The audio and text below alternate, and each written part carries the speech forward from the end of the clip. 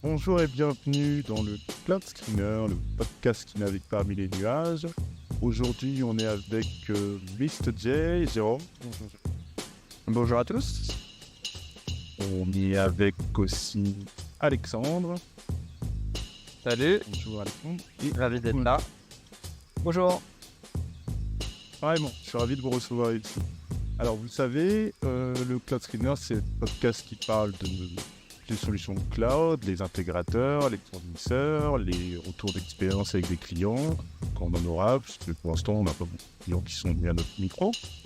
Mais il y a plein de fournisseurs, chez Cloud Mercato, comme vous le savez aussi chez notre staff, de regarder tous les clouds qui existent sur le marché, d'observer leurs produits, leur évolution.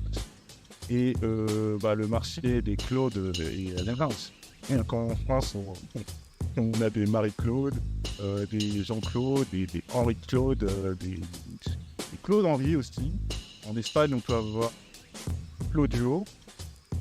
Ça a un marché très dense. Les consommateurs, vraiment une pléthore de choix. Pour trouver leur bonheur, c'est relativement simple. Mais pour réfléchir à qu'est-ce que le bonheur, c'est une autre histoire. Tellement philosophique, c'est ça. Ah, c'est beau. C'est très philosophique. Hein. Je pense que tu as dû avoir 18 au bac de philo, non? Chaque charge, j'ai fait un bac pro en plus. Il y avait pas de coup. Et du coup, donc, on a un marché qui est complexe, mais quand même simple. Et pour exprimer ça, moi, je me prends par exemple quand j'ai envie d'acheter un produit quelconque, disons, je suis sur le marketplace très connu qui commence par un A et qui finit par un N.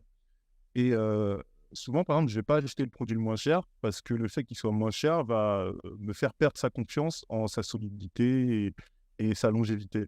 Et c'est un exemple bidon, mais c'est simplement pour exprimer que quand on arrive sur le marché du cloud, on peut se dire, je vais chez le leader de marché parce que c'est le meilleur. J'accepte de payer cher parce que je suis en train de payer de la qualité. Et qu'il ne s'agit pas juste de trouver le cloud le moins cher. Les gens ont aussi des attentes qui est une qualité de service, que ce soit des performances, que ce soit des features, etc., etc. Et au-delà de ça, dans l'industrie foisonnante qu'on a, on a quand même la chance que on n'est pas sur de la boulangerie ou du minerai, on est sur de l'informatique. Et du coup, on a ce qu'on appelle des API qui nous permettent de consommer les produits cloud, mais surtout de demander à un développeur, est-ce que tu peux me faire une application pour consommer ce cloud et faire les choses un petit peu plus automatiques. Un petit peu plus automatique, c'est pas un petit peu, en fait, c'est beaucoup. Et on fait ça en plus sur des services à la demande. C'est-à-dire qu'on n'est plus dans les années 90-2000 où on pourrait avoir une API et commander un VPS qui va rester à moi. Là, on peut prendre une VM ou une DB ou tout autre service, un load balancer, encore plus gros, à la demande. Stocker les datas à la demande.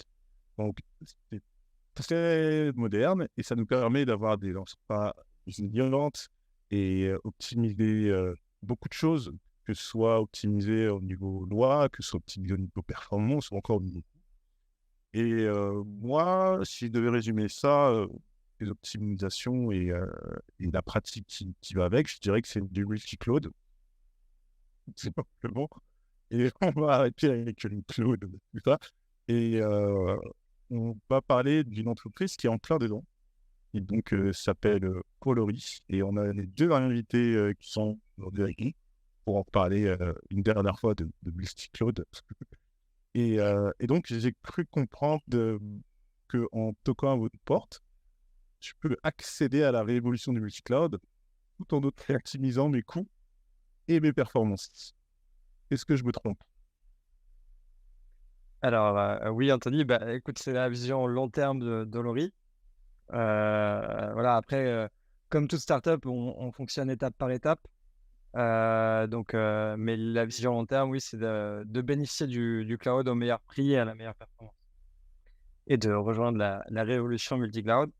Alors, la petite spécificité de Lori, enfin même la grosse spécificité de Lori, c'est de se baser sur des clouds, on va dire, alternatifs, tels que OVH, Scaleway, Hetzner, Oracle, DigitalOcean, Linode, qui ont des prix très compétitifs comparés aux hyperscalers américains, mais avec la spécificité qu'ils ont des frais ou des coûts égress, donc des coûts de sortie de données très faibles, voire inexistants. Et donc, ça nous permet de créer je veux dire, nous, ce qu'on appelle un super cloud au-dessus de ces petits fournisseurs de cloud. Et encore une fois, à mettre entre guillemets, parce que quand on considère que OVH, c'est quand même une boîte qui fait quasiment 900 millions de chiffres d'affaires, ça reste une belle boîte. Oracle, sur leur division cloud, ils font 4 milliards par an. Digital Ocean, on est autour de 700 millions, je crois, et ils sont en route pour le milliard. Donc, ça reste quand même des grosses boîtes, mais en comparaison avec les hyperscalers, c'est des beaucoup plus petits fournisseurs. Et voilà, l'idée. Vas-y, Antoine. Non, en complément de ce que disait Alexandre sur le multi-cloud, je pense que le multi-cloud, depuis quelques années, tout le monde en parle et c'est plutôt une réalité. Quand on regarde dans les chiffres, 90% des boîtes sont multi-cloud, elles ont des comptes chez plusieurs fournisseurs, mais c'est en silo, c'est très cloisonné. Et la nouveauté qu'apporte Olory par rapport à ça, c'est de dire on casse les silos. Et en utilisant les fournisseurs dont Alexandre vient de parler, être capable, et on ira un peu plus tard dans la techno, mais être capable d'aller consommer, utiliser les services de ces fournisseurs en temps réel, de façon simultanée, très dynamique, etc. Voilà. D'accord. C'est marrant parce que l'approche que vous avez eue, c'est de ne pas me dire on a créé un produit où vous pouvez utiliser votre AWS, votre Azure et votre Google. Vous m'avez dit on a du Oracle, du Scaleway, on a du OVH, on a du Hetzner même que vous m'avez sorti. Du coup, si on devait faire un petit un petit matching qui et qui, vous m'avez parlé d'un Américain en disant Oracle, vous m'avez parlé de deux Français en me disant Scaleway, OVH, et vous m'avez parlé d'un Allemand en mettant Hetzner. Tu m'as dit DigitalOcean aussi, qui est un Américain, mais DigitalOcean, c'était pour moi, avec Linode et Vultr, c'est le triumvirat du Small and Medium Cloud Provider américain, les trois gros leaders. D'année en année, ils te cherchent pour être leader, etc. Et en fait, j'imagine que vous tapez aussi les gros leaders de marché, mais vous vous axez aussi sur tous ces clouds que chez Cloud Mercato, on veut leur donner de la vision parce qu'ils ont une valeur ajoutée. Et en fait, vous plongez et vous mettez ça à disposition pour les gens. Ouais, c'est ça. En fait, on a l'approche où ils n'ont pas besoin de nous aujourd'hui pour faire des bons chiffres et pour avoir des taux de croissance à 2 chiffres. Mais la réalité, c'est que quand tu regardes, ils perdent des parts de marché. Par rapport, je crois qu'il y a quelques années, on était autour de 30% pour ces fournisseurs alternatifs. Et aujourd'hui, je crois qu'ils doivent être autour de 27. Après, ça a perdu un petit peu, quoi. Alors qu'en fait, le marché, ils sont aussi sur certains produits, ils sont aussi performants, ils sont beaucoup moins chers et en fait, ils méritent à être connus, comme tu le dis, à apporter de la vision. Mais si tu regardes en fait leur écosystème autour d'eux, personne, ils ont quasiment pas de marketplace, donc personne ne vient fournir des services d'optimisation de coûts pour ces fournisseurs-là. Et tous les services alternatifs que tu as sur les marketplaces Amazon, Azure ou Google. Et donc, nous, ce qu'on se dit, c'est... et d'ailleurs, pour certains d'entre eux, ils n'ont pas non plus de Kubernetes managé à la hauteur des gros fournisseurs. Et donc, nous, ce qu'on essaye de faire, c'est de se dire, on va créer la plateforme technologique software au-dessus de ces petits fournisseurs pour aller optimiser les coûts, pour fournir un bon Kubernetes managé et que les utilisateurs puissent accéder au service de ces petits fournisseurs au même standard qu'ils y accèdent sur AWS et sur Google. Ok. Voilà. Et du coup, là, je vais faire un peu l'avocat du diable parce que j'ai 1800% la réponse aux questions que je vais poser. Ok. Au niveau prix, pourquoi qu'est-ce qui fait qu'ils sont meilleurs? Pourquoi les petits sont intéressants? Pourquoi est-ce qu'ils sont réputés comme agressifs pour vous? Tout simplement, je pense que j'espère qu'il n'y a pas trop de gens d'Amazon qui vont m'écouter, mais Amazon, c'est une planche à billets. Hein, ça fait du cash, ça fait des marges. Non, mais non. En fait, moi, j'aime bien prendre ce parallèle-là où de temps en temps, je fais un article sur le marché cloud parce que bon, Antoine et moi, on a un background finance et du coup, je regarde un peu les stats des rapports annuels Amazon. J'aime bien ça. Tu vois qu'à Amazon, ils font 200 milliards de chiffre d'affaires sur le e-commerce. Je crois que l'année dernière, ils ont perdu, je sais plus s'ils perdaient ou ils étaient à 100 millions de bénéfices nets. Et tu regardes au niveau Amazon Web Services, donc la division Amazon Web Services, 60 milliards de chiffre d'affaires, 6 milliards de bénéfices nets. Voilà. Et donc, en fait, tu te demandes si Amazon, ça, c'est quelqu'un, genre, comme l'a dit, est un vendeur de chaussettes qui, en fait, vend des data centers. Voilà. Et après, je pense aussi, ce qui fait la différence, c'est que les petits, ils ont tendance des fois à se spécialiser. Donc, quand tu te spécialises sur un ou deux produits, tu vas être plus optimisé. Et après, quand tu regardes des gens comme OVH, je pense qu'OVH, de par son fondateur, c'est une boîte de geek à la base. Et le geek, il va aller optimiser tout, la moindre vis dans le data center, le moindre circuit de refroidissement, tout va être optimisé à coût, un peu comme dans l'industrie automobile. Dans l'industrie automobile, chaque centime compte. Je pense que c'est la même chose dans la vision industrielle, un peu d'un OVH et d'autres petits providers.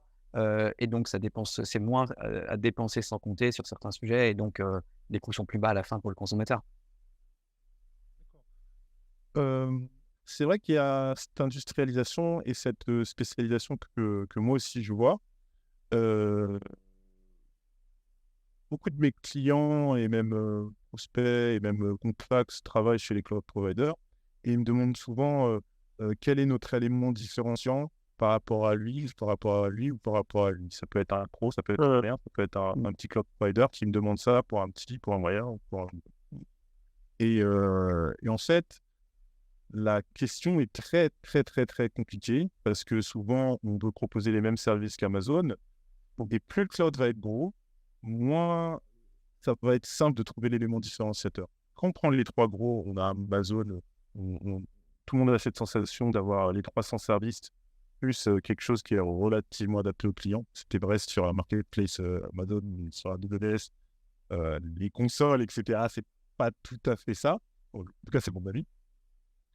On a cette vision de Microsoft qui continue ses activités qu'ils avaient déjà avant avec les mêmes produits, par exemple les SQL Server ou vendre de l'Active Directory, gérer les infra et les administrations des grosses entreprises ou même des administrations publiques. On a Google qui débarque et qui manipule de la data à toute patate, qui a des débits en throughput, des débits de bande passante, qui est capable en tout cas de mettre la data dans des pipelines et faire plein de choses. Et à côté de ça, quand on regarde le marché des small and medium providers, si je prends DigitalOcean, pas le DigitalOcean de maintenant, mais plutôt celui il y a peut-être 3-4 ans, quand ils ont commencé à dire bon, il faut qu'on se diversifie et qu'ils n'ont ni un Kubernetes. Au final, on avait juste des VM. Quel est l'élément différenciant? Si vous proposez des VM et un block storage, qu'est-ce qui caractérise Le prix, c'est liquide. exactement? Voilà, on en revient à la même chose au prix, mais je rajoute aussi quelque chose, la législation. Parce que DigitalOcean soit. Oui, OVH, ils ont la souveraineté. Moi, ça me pose alors, oui, pardon, je te coupe en fait, mais ce truc de souveraineté numérique, je le comprends parce qu'on se dit, les méchants Américains, ils vont venir, il y a Patriot Act, ils peuvent récupérer nos données, etc. Mais je trouve que ça va pas. En fait, on essaie de donner des barrières je veux dire, commerciales ou législatives qui m'embêtent.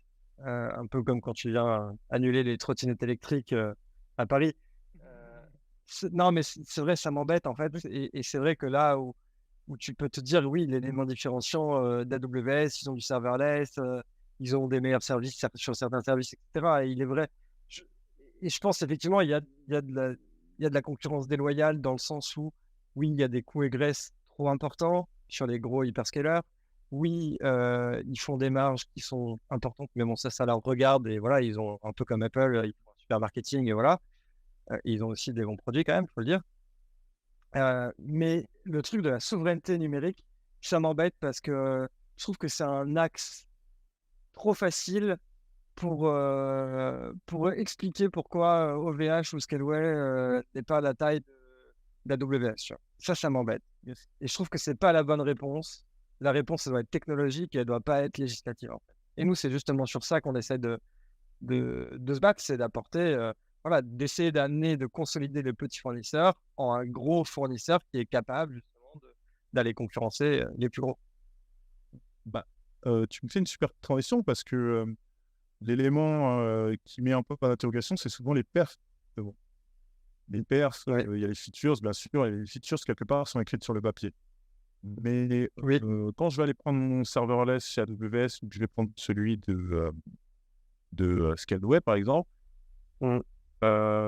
un functional service, c'est facturé à la microseconde.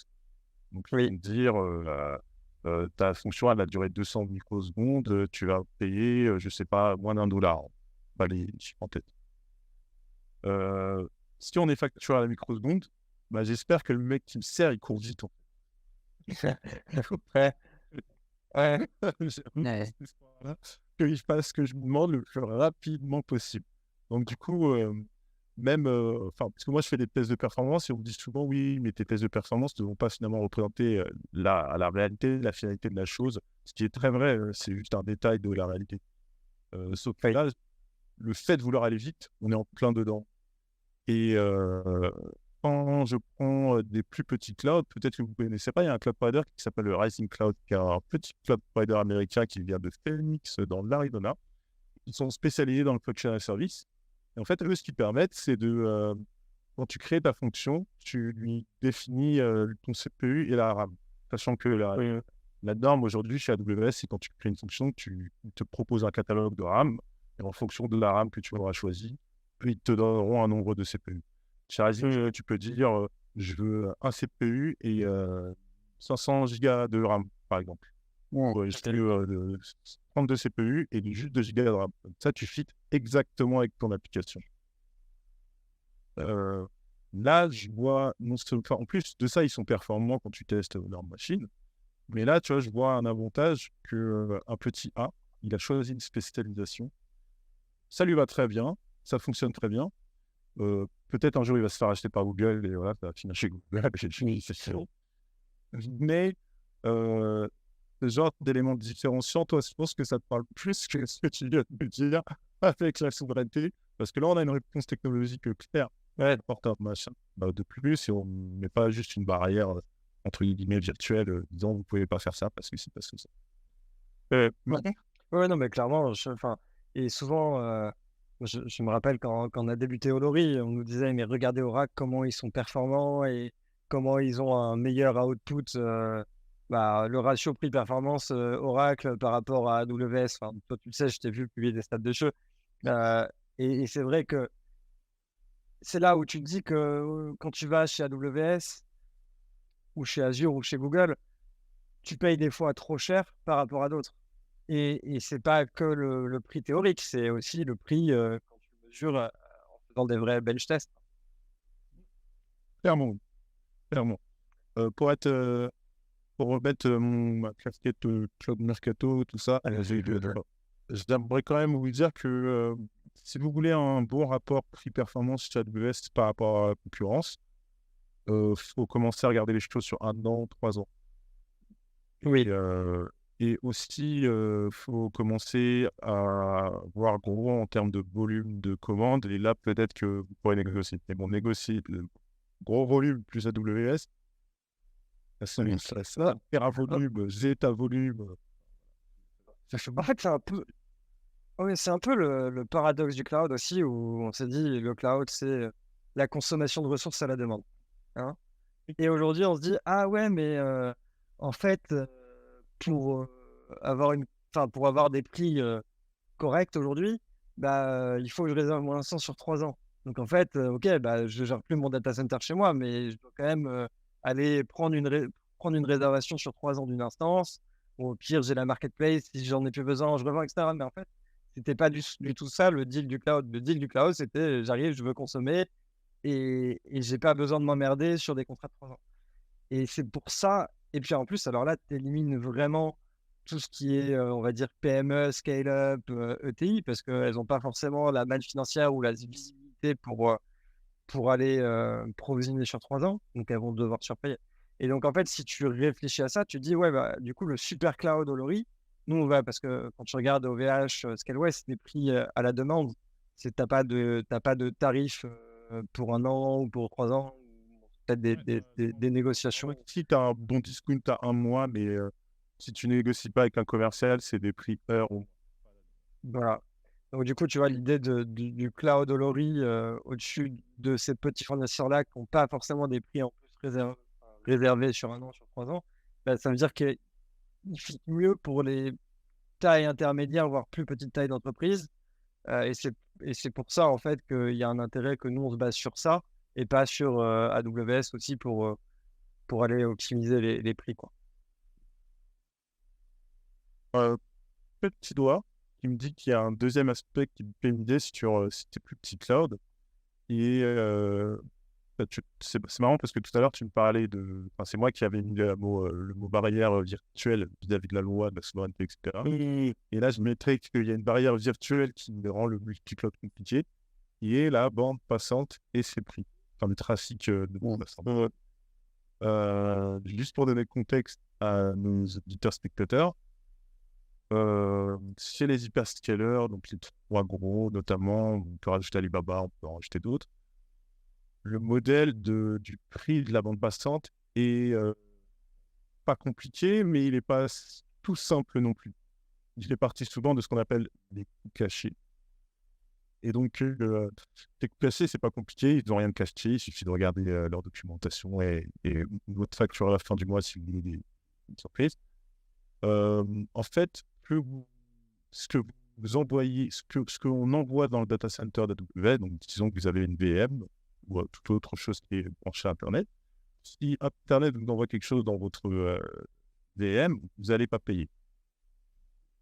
Jusqu'à là, tout va bien. Maintenant, si votre VM veut envoyer sur le net, donc disons que vous avez un serveur web qui envoie des choses à plein de gens, ou une application qui envoie des choses à plein de gens sur leur smartphone ou leur page web, bah là, vous allez commencer à payer en fonction du nombre de gigas que vous allez envoyer sur le web. J'ai plus exactement les chiffres en tête, mais simplement, les hyperscalers commencent cher. Et plus vous envoyez, moins vous payez. Il y a des paliers, donc après 5 gigas, vous allez payer moins cher, après 100 gigas, après 150, après 200, 1 Tera, 100 Tera, etc., etc. Ça va jusqu'à 450 pétas, je crois. Et après, il marque à plein parce que. Et du coup, on a ces paliers qui permettent de payer moins cher plus on envoie. Mais quand on va regarder la grande majorité des small and medium cloud providers, je mets OVH, Scaleway dans ce tas-là, mais je pourrais mettre plein de noms, Cloud, Cloud Zero, GeoPower Labs, voilà, et encore. Quand on regarde ce palier-là, ce groupe-là, bah, en fait, ils ont soit une bande passante complètement gratuite, donc vous oubliez les paliers, vous oubliez le prix, vous avez une facture à 0 € à la fin du mois, soit vous avez un prix très peu cher, de l'ordre de 1 centime par giga envoyé sur le web. Là où je crois que les autres sont à 10 fois plus. Je crois que c'est 9 centimes AWS, Azure et Google à peu près, c'est 9 centimes. Et les plus petits, ceux qui font payer genre l'Inode Digital Ocean, c'est du 1 centime. 9 fois plus cher. Bon. Sachant que souvent aussi, on vous offre, chez les hyperscalers aussi, c'est le cas, on va vous offrir par exemple 5, 10, 50 gigas par mois. Scaleway, je crois par exemple qu'ils offrent 75 gigas avant de. Ouais, c'est qu'on a des paliers. Donc, il y a cette différence entre les hyperscalers et les small and medium. Et ça, en fait, ça constitue une barrière virtuelle. Une barrière qui dit on ne coopérera pas avec vous. C'est simplement faites vos trucs. Mais si vous voulez commencer à faire du multi-cloud, chez nous, ça se passe chez nous. Mais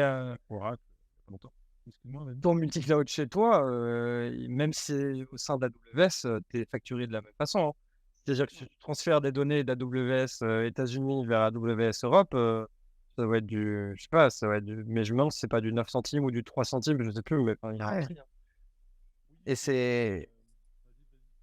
Non, c'est vrai que c'est des exemples super connus. Là, l'exemple de la NASA, je pense qu'il y a pas mal de gens qui l'ont en tête, qui ont envoyé pendant des années les images satellites dans le cloud. C'était génial, c'était pas cher, c'est gratuit d'envoyer. Et le jour où ils se sont dit, en fait, ce serait bien de le mettre en cold storage chez nous, dans des containers ou je sais pas où, et que ça leur a coûté des millions, qu'il a fallu négocier au cas par cas avec les avocats, un peu compliqué. Et même nous, à notre échelle, avec Alex, c'est un peu pour ça aussi qu'on est venu au Lori. On avait créé une boîte avant.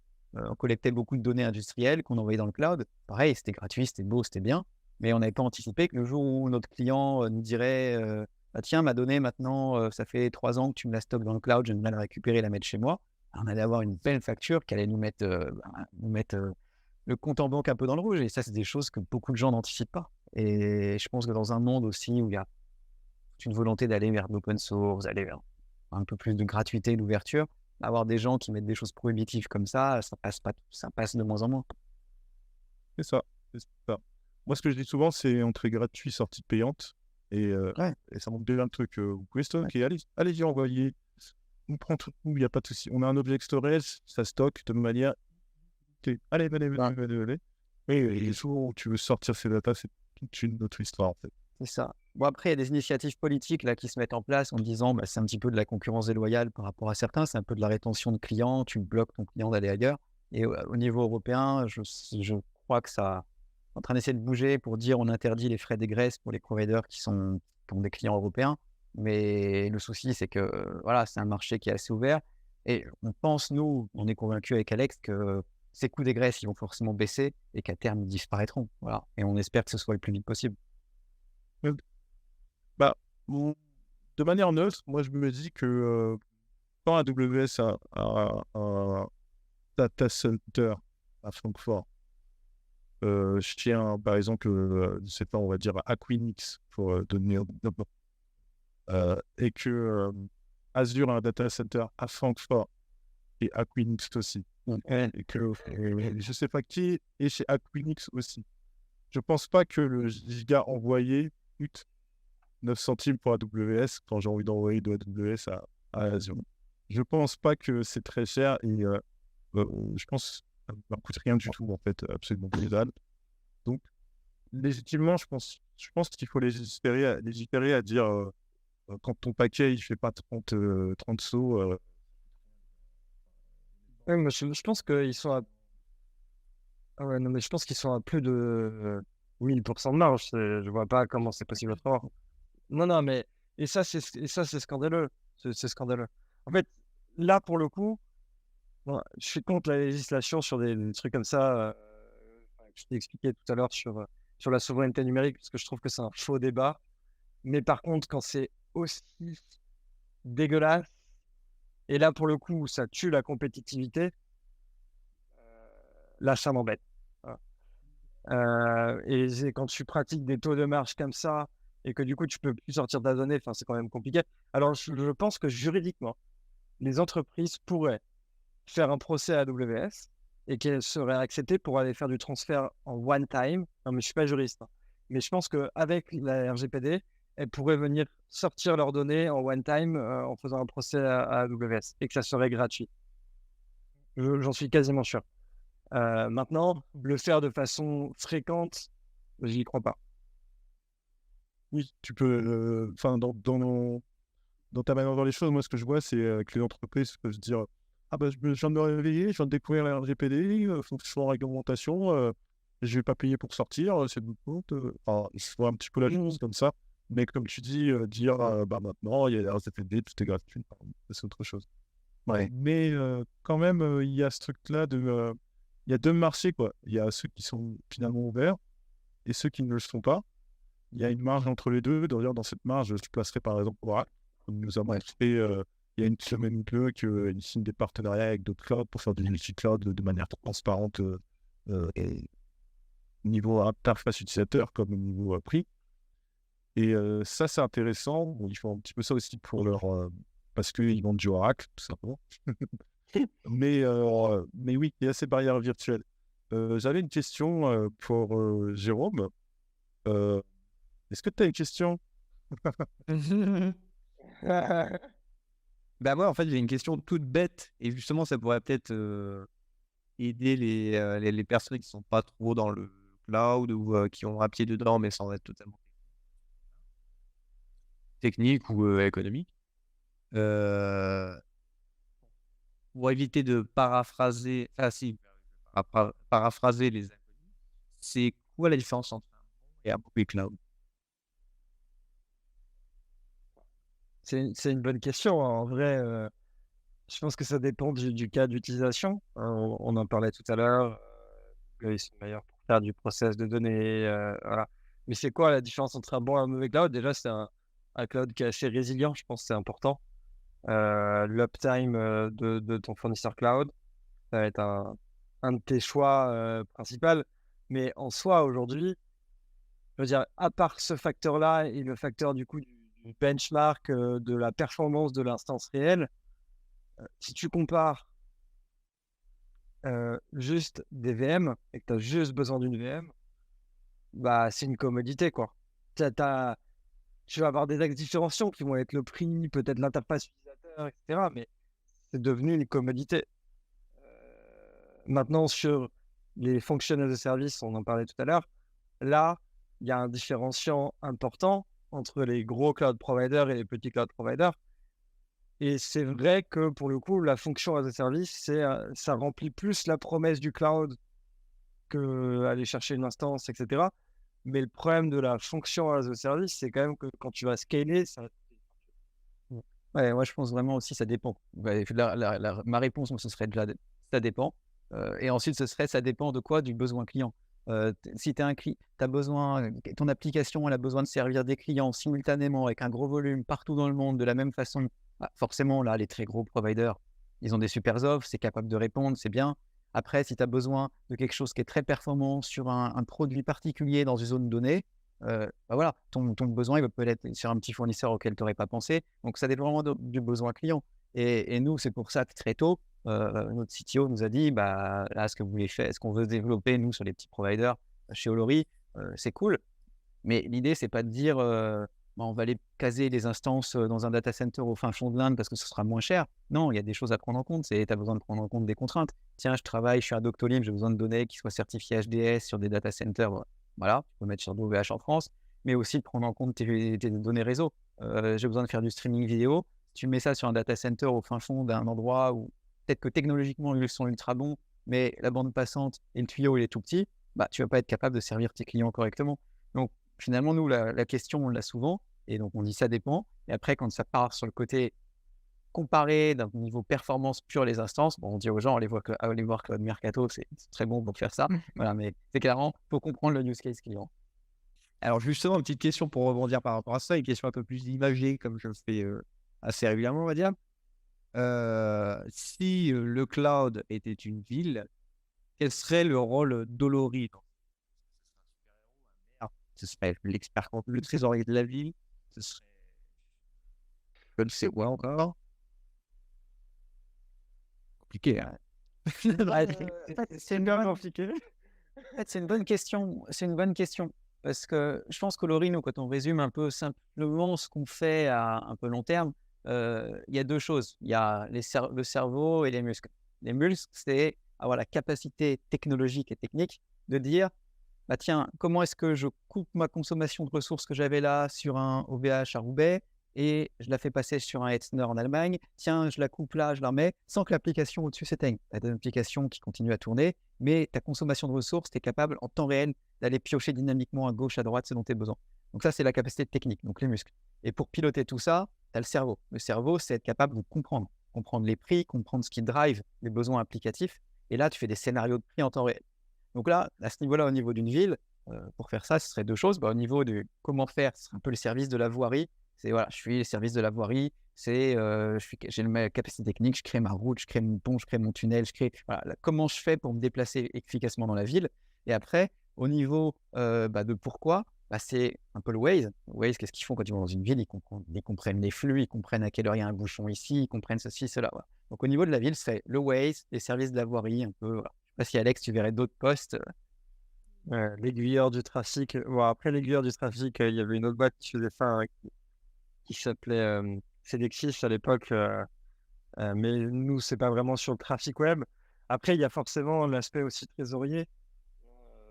Tu l'avais dit tout à l'heure, Jérôme, l'aspect trésorier, je pense que c'est important parce que les décisions, elles sont prises à la fin en fonction d'un budget. Et donc, oui, tu aurais le service de la voirie plus la trésorerie. C'est une mairie, quoi. Un boulot mais c'est une mairie complète, quoi. C'est ça. C'est ça. Ok, nickel. C'est dur de. C'est vrai que c'est pas mal hein, comme comparaison, hein, mais je pensais pas qu'on pouvait l'appliquer à tout. Ouais. Non, non, je m'entoure de très bonnes personnes, monsieur Dier. Merci. Quoi? Parler du coup d'Olory, de ce que vous faites. Qu'est-ce que vous adressez comme problème? Qu'est-ce que vous voyez aussi comme problème et qui, sur le long terme, vous vous dites, ça, on va l'éclater. Qui vous êtes? Comment est-ce que vous avez commencé? Où est-ce que vous êtes? Etc. Ouais, alors attends, je vais prendre mes réseaux de mention. Alors, du coup, qui on est? Donc, qui on est? Olory, on est une équipe de 7 personnes maintenant. On est basé à Toulouse. Voilà, donc une start-up. Ça a 1 an et demi, voilà, donc on est en pleine croissance. Ça fait suite à une expérience précédente qu'on avait avec Alexandre. On avait créé je l'ai évoqué rapidement, mais une boîte dans un domaine complètement différent, l'impression 3D. On faisait un soft qui permettait de piloter des usines d'impression 3D. Voilà, donc rien à voir. Là où ça avait à voir, c'est qu'on développait quand même un soft et que ce soft, il faisait 2 choses dans l'usine. Il planifiait la production sur les bonnes machines au bon moment, etc. Mais d'une façon plus importante, il jouait avec beaucoup de données. Les machines industrielles, elles collectaient de la donnée pendant une production qui pouvait durer 50 heures, 80 heures. Une prod, ça pouvait générer 1 téra de données. Cette donnée, on l'envoyait dans le cloud. À l'époque, on était majoritairement chez Amazon, chez AWS.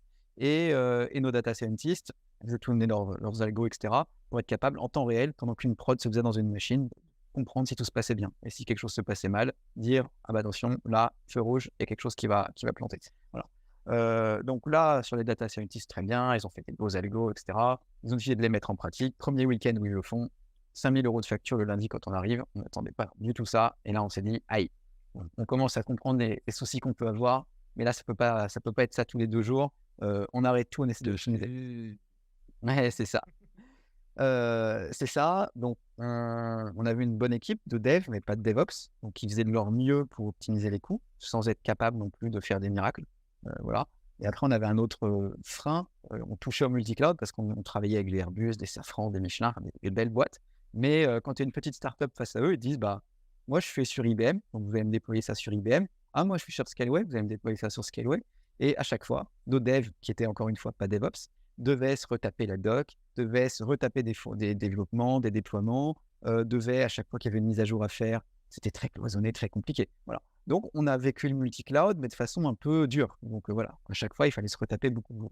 Et donc, cette boîte-là, on l'a revendue et on s'est vite reprojeté sur une nouvelle aventure. Et c'est un peu là qu'Olory est né, en se disant, mais finalement, on a vécu pas mal de frustration à ce niveau-là. Comment est-ce qu'on va pouvoir faire en sorte que le cloud et le multi-cloud soient moins chers, soient plus simples, etc. Donc, on s'est lancé à cet endroit-là. En parallèle, le marché du cloud, il a pas mal évolué. Il y a eu pas mal de phases. Je pense que tu les as connues, vous les avez tous les deux connues aussi bien que nous. Il y a une phase où tout le monde allait vers le cloud, l'adoption, donc ça posait pas trop de questions. Les gens allaient majoritairement vers les gros, je pense. Pas trop de questions à se poser, c'était utile, c'était bien, tout le monde y allait progressivement. Ensuite, il y a eu une phase avec le Covid où tout le monde poussait au maximum vers le cloud. C'est pas grave, la facture à la fin du mois, il fallait être digital. Et depuis 2021, on se rend compte qu'une grosse tendance qui change, c'est les coûts. Les gens disent, on ne met pas forcément en cause le pourquoi on est allé dans le cloud, on en a besoin, ça sert, mais ça nous coûte beaucoup trop cher. Et ça nous coûte beaucoup trop cher. Et c'est là, nous, où on se dit, voilà, technologiquement, il y a une solution à apporter. Et notre solution va pouvoir permettre, on a fait des simulations, on peut, grâce à la technologie, aller économiser plus de 60% sur les factures cloud des clients, en se basant, comme on l'a dit tout à l'heure, sur les petits fournisseurs. Voilà. Et après, sans rentrer dans tous les détails, mais le postulat de départ, c'est se dire, bah voilà, il y a tout un tas de petits fournisseurs, sans être péjoratif sur le terme petit, mais qui offrent des services qui sont très bons et à un coût beaucoup plus faible. Et après, et ça, je pense que tu vas pouvoir nous challenger un peu là-dessus, Anthony, mais ces petits fournisseurs, pourquoi est-ce que tout le monde n'est pas déjà parti chez OVH? Pourquoi tout le monde n'est pas déjà parti chez Hetzner?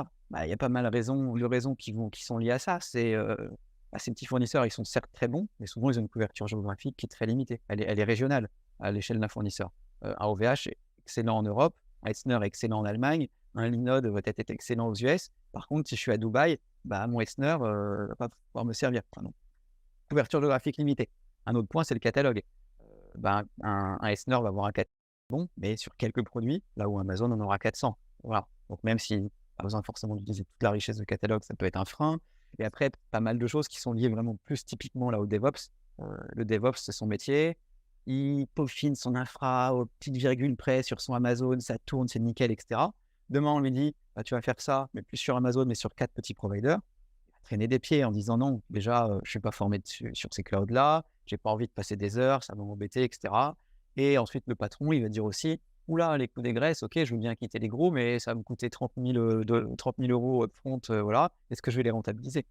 Et c'est là où c'est dit, bah, toutes ces objections, on peut y répondre en apportant une vision que l'on appelle le super cloud, en disant, bah, l'union fait la force, les petits, ils sont fragmentés.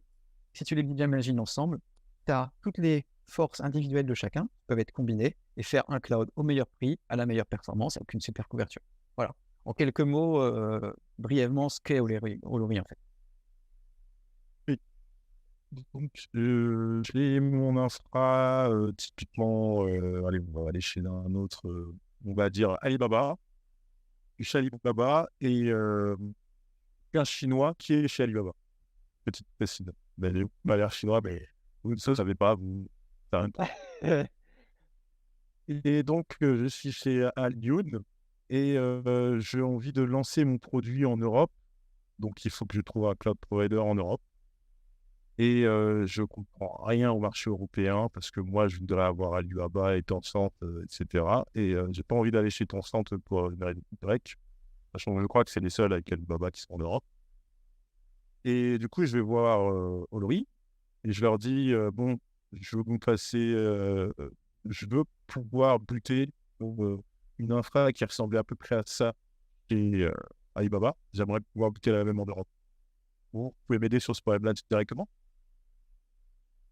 Bah ouais, c'est le but à plus long terme d'aider à faire de la migration des hyperscalers vers justement les plus petits fournisseurs. Et pour ce faire, on a développé justement un outil de compréhension des besoins et de compréhension d'infrastructure cloud. Où on va venir importer, par exemple, alors on ne le fait pas sur Alibaba, mais importer l'infrastructure d'un, bon, on va dire Alibaba pour l'exemple, permettre de comprendre ça va être quoi les machines, le stockage, les liens réseau qu'il va falloir avoir. Et idéalement, venir convertir cette infrastructure du coup que le client avait sur Alibaba en une infrastructure qui peut être éclatée du coup entre plusieurs fournisseurs européens ou sur le même fournisseur européen. Et donc on va venir faire cette conversion d'infrastructure tout en ayant pour but d'optimiser le coût et la performance. Alors, donc ça veut dire que quand on va faire cet import de l'infrastructure du client, il va nous dire, ah bah oui, moi j'ai besoin de tant de CPU, tant de RAM, j'ai besoin que mes données soient stockées là, j'ai besoin d'avoir telle performance entre ce nœud-là et ce nœud-là. Donc c'est un outil on va dire, de prise en compte des besoins du client et qui permet de transvaser et d'estimer combien ça coûterait chez un autre. Ok. Et une fois que le client il a donc le résultat, il se dit, enfin, le résultat, j'imagine que ça va être du genre ton infra, si on prend ton infra dans ce cas 1, ce sera ça, tel provider, tel prix, tel prix, tel prix. Cas 2, ça pourrait être ça, tel provider, tel tel prix. Et une fois qu'il a ça, lui, il débarque sur votre application. J'ai vu que vous aviez une plateforme. Malheureusement, je ne me suis pas encore inscrit. J'ai vu que vous aviez une plateforme et comment je pourrais appeler ça? La possibilité de pouvoir dessiner soi-même la plateforme ou, si j'ai compris, d'apporter aussi directement des choses dedans. Ouais. Et le client, il pourra donc gérer sa plateforme depuis votre cloud. J'imagine qu'il n'y a pas toutes les options de toutes les clouds, de tous les clouds. En attendant, il peut avoir une vision déjà de tout ce qu'il a. Et si vous aviez Alibaba, il aurait pu voir qu'il a son infra en Europe et il a son infra Alibaba à tel endroit. Et est-ce qu'il y a des métriques en plus ou est-ce qu'on est sur la gestion de la plateforme et de l'optimisation de celle-ci? Ou est-ce que quand je dis métriques en plus, c'est, je ne sais pas, par exemple, vous pourriez dire rajouter des KPI ou rajouter du monitoring, enfin des choses qui sont un peu plus externes, je pense, et qui peuvent intéresser tout de même les gens.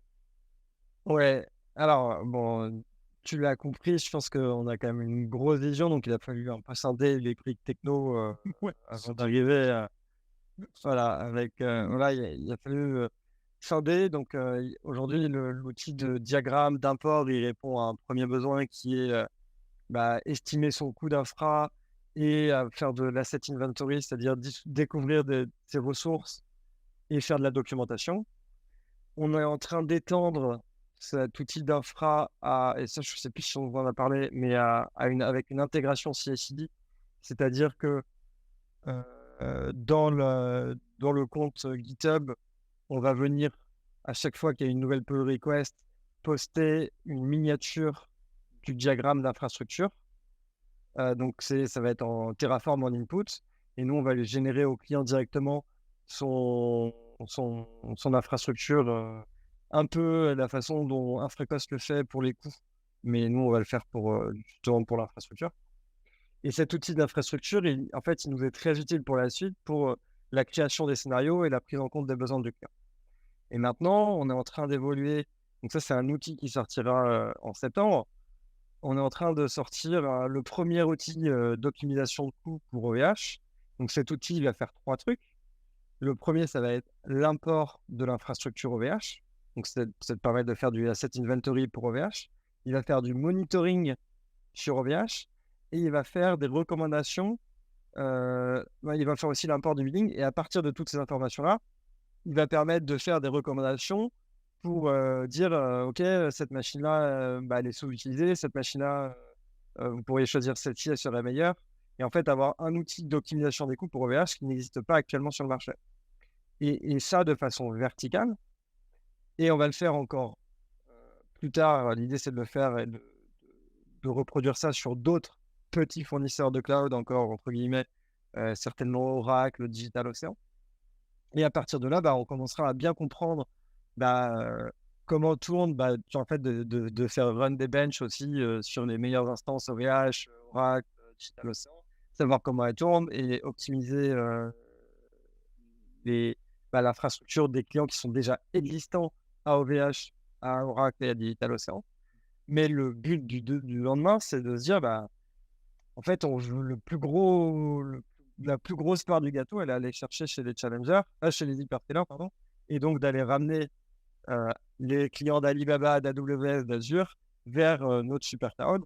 Et pour ça, en fait, on a cet outil de diagramme et de simulation de scénario qui permettra, en fait, demain aux gens d'aller redéployer sur notre super cloud. Et nous, à partir de là, on gérera l'infrastructure pour les clients. Ok. Voilà. J'espère que je n'ai pas perdu tout le monde. Non, pas du tout. En tout cas, moi, je suis le flow et il n'y a pas de souci. Ok. Soit bien sûr, parce que tu me parles beaucoup des small et medium cloud providers, mais quoi qu'il arrive, vous gérez aussi les gros. Non, on n'a pas prévu de les gérer, à part pour faire l'import, c'est-à-dire pour comprendre l'infrastructure que le client a déjà. Donc ça, oui. Surtout pour l'import et pour l'intégration Terraform CI/CD. Par contre, sur la gestion d'optimisation des coûts, non, notre super cloud va se baser dans un premier grand temps que sur les small providers. Et si un jour, On peut gagner de l'argent, en fait. ouais, et si un jour, après, en vrai, tu pourrais aussi gagner de l'argent en utilisant des spot instances AWS, Azure et Google, quoique les prix sont en train de monter, voilà. Et à la base, d'ailleurs, c'était notre postulat de départ, c'était de dire, on va faire du spot trading cross-cloud entre les gros providers. Mais en fait, quand tu vois les coûts agressifs, tu te dis juste, c'est impossible. Donc, à partir jusqu'à... En fait, quand les coûts agressifs seront acceptables pour avoir des scénarios d'optimisation, oui, là, on se posera la question d'aller optimiser les coûts d'AWS, Azure et Google. Mais bon, en réalité, ça sera pas forcément d'optime des coûts, parce qu'il y a déjà plein de boîtes qui font de l'optime de coûts AWS, Azure, Google. Par contre, ça serait peut-être plus dans une approche d'avoir une vraie plateforme multi-cloud qui soit un peu sans friction pour être capable d'avoir une application qui sait simultanément utiliser plusieurs fournisseurs cloud et pas avoir une application à chaque fois cloisonnée sur un fournisseur. D'accord, d'accord. Et si je peux te demander quelques détails sur la vie privée d'Olory, quel type de clients vous avez, des petits, des moyens, des gros? Qu'est-ce qu'ils vous demandent? Bah, aujourd'hui parce qu'on a publié on a un produit que tu dois connaître qui est un peu notre comparateur, d'Infocloud où là, ouais, c'est en vrai, les gens n'ont pas besoin de se créer un compte, aujourd'hui sur la plateforme et ils peuvent l'utiliser comme ça. Par contre, ça alimente notre deuxième produit qui est le diagramme ou Project Calculator. Et là, aujourd'hui, on a plus de 3000 clients, et c'est, des petites ou des grandes entreprises, beaucoup de consultants, beaucoup de DevOps et d'architectes cloud.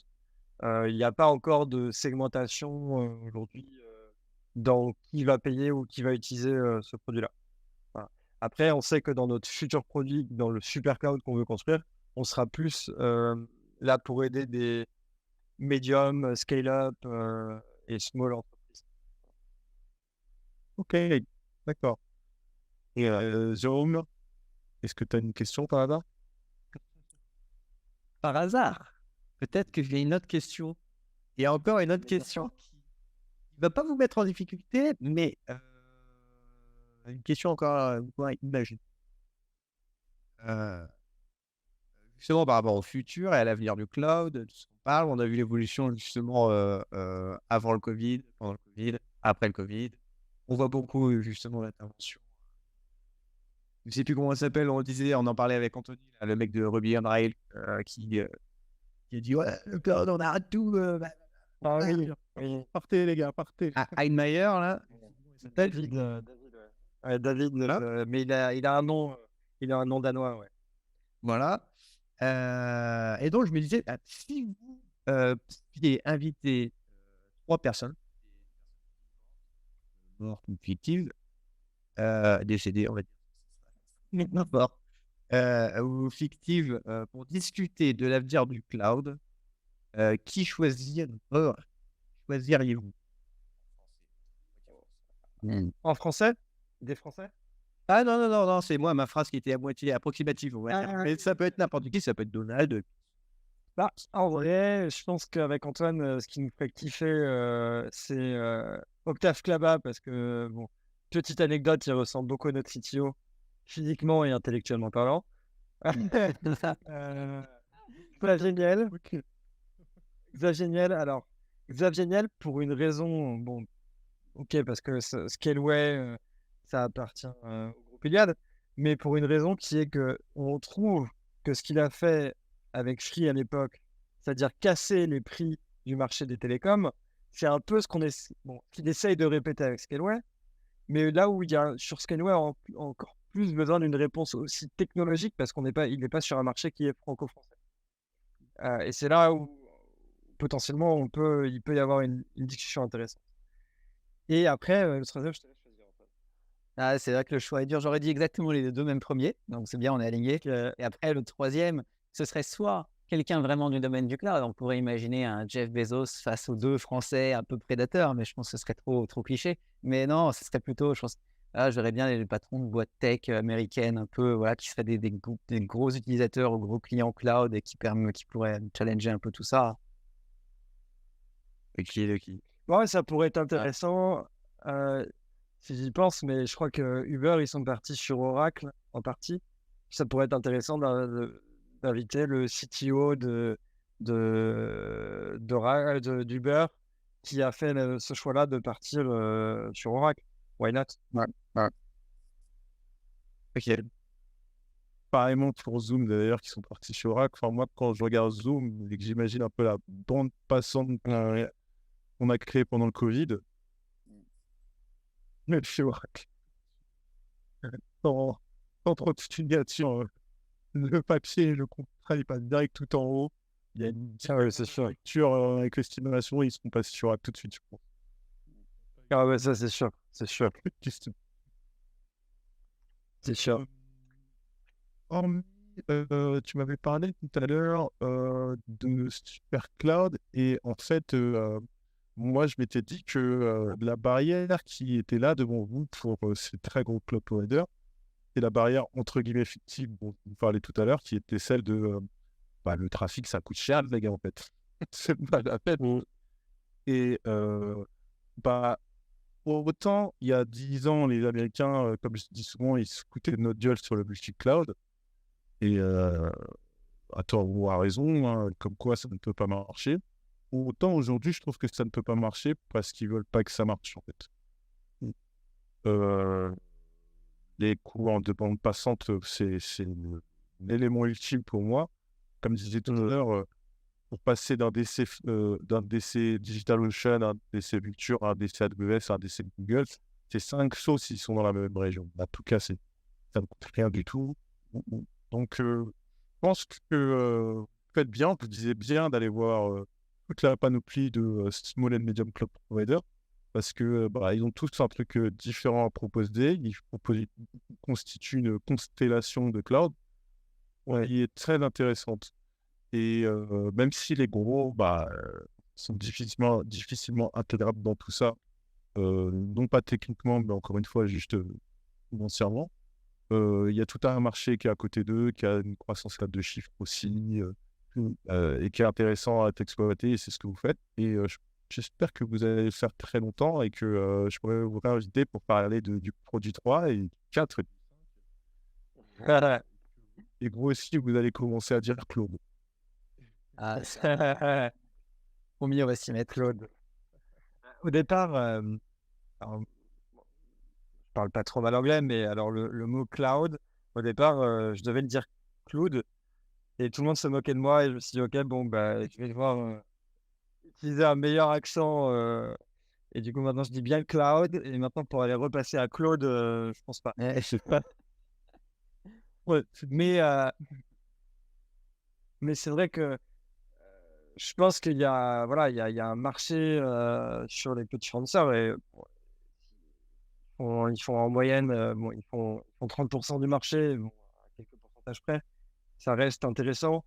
Je pense qu'il y a plein de boîtes, et d'ailleurs, quand on parle, nous, on parle comme toi, j'imagine, avec plein de petits fournisseurs, et en ce moment, ils nous disent tous, on accueille à bras ouverts les clients des hyperscalers parce qu'aujourd'hui, c'est trop cher, et il y a plein de gens qui sont en train de migrer chez nous.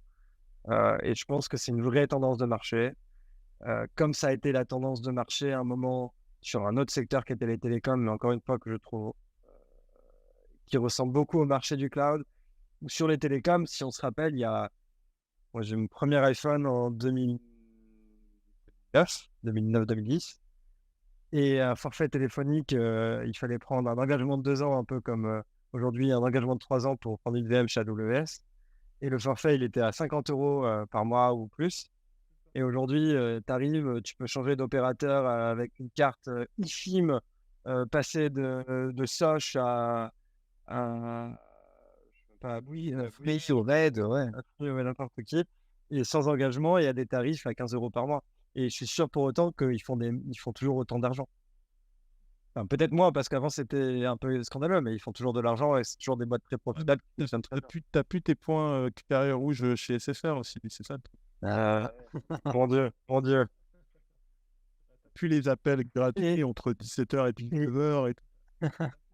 Et tu vois, moi, je l'ai fait, cette migration de SFR vers Soch. Et quand je l'ai faite, c'était parce que sur mon lieu de résidence secondaire, la couverture réseau SFR était pourrie. Voilà. Et tout simplement ça, en fait. Tout simplement un problème de performance. C'était même pas un problème de prix, parce que le prix était le même. Donc voilà, un peu ce qu'on veut reproduire sur le cloud. Mais il y a besoin de cette passerelle technologique, en fait. Et aujourd'hui, personne ne l'a réellement faite. C'est pour ça qu'on essaie de la construire. Hey. Voilà. Un pioche. On creuse la route, je pense. Ouais. Il faut bien des pionniers. Hein. Tout à fait. Si vous avez un mot de la fin, je vais conclure. Je ne sais pas si tu en as un, Antoine. Alors, le mot de la fin, non, déjà te remercier de nous avoir accueillis dans ton podcast. Et je pense que oui, comme tu l'as dit, on est un peu comme toi, comme nous, des pionniers. On essaie de montrer qu'il y a des alternatives. On n'est pas non plus endoctrinés. Voilà, on est un peu pour un monde. On n'est pas pour une union. On n'est pas pour la politique dans ce domaine-là. On n'est pas pour la réglementation outrance. Mais on pense que la technologie, par contre, On peut amener, fédérer des gens, fédérer des initiatives par la technologie. Et de toute façon, à la fin, c'est le prix et la performance qui seront clés et décisifs pour les boîtes. Donc, c'est là-dessus que la concurrence ne doit pas être faussée. C'est juste le prix et la performance qui doivent être les éléments déclencheurs. Merci. Un petit mot pour Alex? Bah écoute, je trouve qu'Antoine a très très bien résumé le truc, donc je ne vais pas rajouter de choses, mais par contre, merci de nous avoir invités et au plaisir pour refaire un podcast. Ouais, je pense qu'on en fera un prochain parce qu'il y a un truc qu'on n'a pas abordé, c'est le green IT et tout ça. Et Ouais. c'est un sujet, je pense que comme moi, vous discutez avec les clouds, donc on en parle beaucoup. Et les clients le demandent. Les clients le demandent de plus en plus, on le voit. Donc on va se revoir. Monsieur Jay, est-ce que vous avez un petit mot de la fin? Une anecdote saugrenue? Non, bah là où je suis, il pleut et puis voilà, c'était vachement cool et c'est toujours bien d'en apprendre et de découvrir de nouvelles entreprises. Donc, je plus sois, comme on disait il y a 10 ans. Non plus, Non. assez Il a dit souvent plus soyez, moi. OK. Bon, mais- Alors, plus soyons au Lori. Eh bien, merci. Eh bien, mon mot de la fin, c'est je vous remercie, messieurs, d'être venus. C'est un plaisir de discuter avec vous. C'est certain qu'on va rediscuter. On n'a aucun doute là-dessus. Et pour tous nos auditeurs, spectateurs, n'hésitez pas à nous suivre sur LinkedIn, Anthony Monté, Claude Mercato. On n'est pas sur Insta, on n'est pas sur TikTok, faut pas déconner non plus. Mais on est sur là-dessus, on met des rediffusions et on a nos webinars et plus encore. Et bien sûr, n'hésitez pas à nous suivre sur toutes les plateformes de podcast. Et il ne me reste plus qu'à vous souhaiter une bonne journée, bonne soirée ou bonne matinée à vous tous.